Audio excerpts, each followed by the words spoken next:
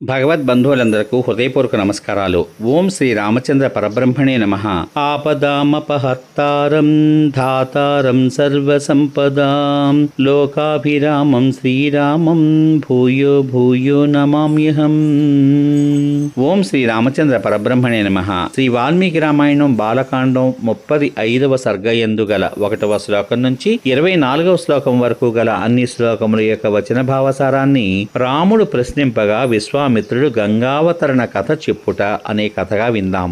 ఆ రాత్రంతా మహర్షులతో సోనా నదీ తీరమున గడిపి విశ్వామిత్రుడు తెల్లవారగానే, రామ, రాత్రి బాగా తెల్లవారింది, ప్రాతకాల సంధ్య ప్రారంభమైంది, లెమ్ము లెమ్ము, నీకు మంగళమగుగాక, ప్రయాణానికి సన్నిధుడవు అగుము అని రామలక్ష్మణులను మేల్కొల్పాడు. విశ్వామిత్రుని మాట విని రాముడు పూర్వాహ్నమునందు చేయవలసిన సంధ్యావందనాదులను పూర్తి చేసుకుని ప్రయాణానికి సిద్ధుడై, మునీంద్ర, శుభమైన జలంగల ఈ సోన నదము ఇసుక తెన్నెలతో ప్రకాశిస్తూ లోతు తక్కువగా ఉంది, మనం దీనిని ఏ మార్గాన దాటాలి అని అడిగాడు. మహర్షులు ఏ మార్గాన వెళ్తున్నారో ఆ మార్గాన్నే పోదాం అని విశ్వామిత్రుడు అన్నాడు. విశ్వామిత్రుని మాటలు విన్న మహర్షులు వివిధములైన వనాలను చూస్తూ ప్రయాణం చేశారు. వారు చాలా దూరం ప్రయాణం చేసి మధ్యాహ్న సమయంలో నదులలో శ్రేష్టమైనది, మునుల చేత సేవింపబడేది అయిన గంగా నదిని చూశారు. పుణ్యమైన ఉదకంతోనూ హంస సారస పక్షులతో కూడిన ఆ గంగను చూచి రామలక్ష్మణులు, ఆ మునులు ఎంతో సంతోషించారు. వారందరూ గంగా నదీ తీరమున నివసించారు.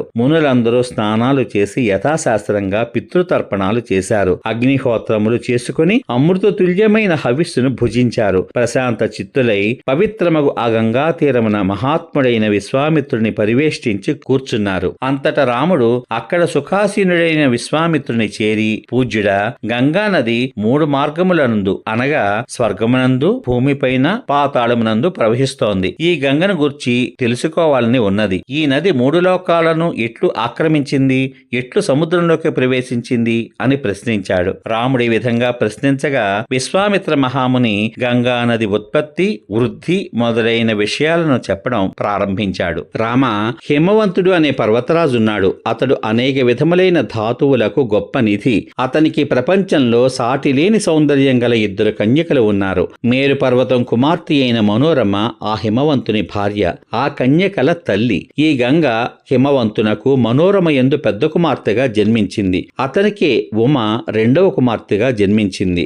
దేవతలందరూ తమ ప్రయోజనాన్ని సాధించుకోవడానికై జ్యేష్ఠపుత్రిక 3 మార్గాల్లో ప్రవహించున్నది అయిన గంగను తమకు ఇమ్మని హిమవంతుని కోరారు. హిమవంతుడు ధర్మాన్ని పాటించి 3 లోకాలకి హితం కలగాలి అనే కోరిక చేత లోకములను పవిత్రింపచేసేది, స్వేచ్ఛానుసారంగా ప్రవహింప సమర్థురాలు అయిన తన జ్యేష్ఠపుత్రికైన గంగను వారికి ఇచ్చాడు.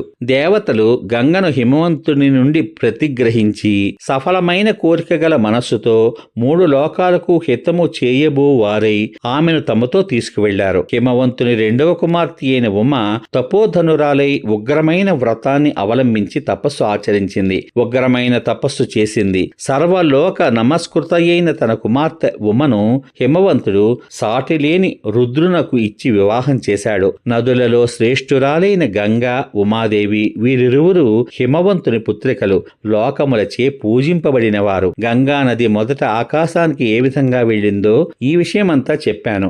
రమ్యమైనది, పాపరహితము అయిన ఆ హిమవత్ పుత్రిక జలరూపమున ప్రవహిస్తూ స్వర్గాన్ని అధిరోహించి సుర నది అయినది అని అప్పటికి ముగించాడు విశ్వామిత్రుడు. సమాప్తం.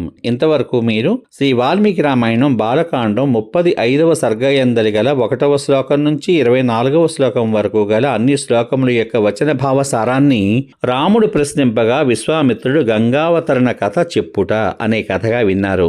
రేపటి భాగంలో శ్రీ వాల్మీకి రామాయణం బాలకాండం 36వ సర్గయందలి గల 1వ శ్లోకం నుంచి 27వ శ్లోకం వరకు గల అన్ని శ్లోకముల యొక్క వచన భావసారాన్ని పార్వతి దేవతలకును భూదేవికిని శాపం ఇచ్చుట అనే కథగా వింటారు. ఓం శ్రీ రామచంద్ర పరబ్రహ్మణే నమః. శ్రీరామ రామ రామేతి రమే రామే మనోరమే సహస్రనామ తత్తుల్యం రామనామ వరాననే. ఓం శ్రీ రామచంద్ర పరబ్రహ్మణే నమః. సర్వే జనా సుఖినో భవంతు. శుభమస్తు. స్వస్తి.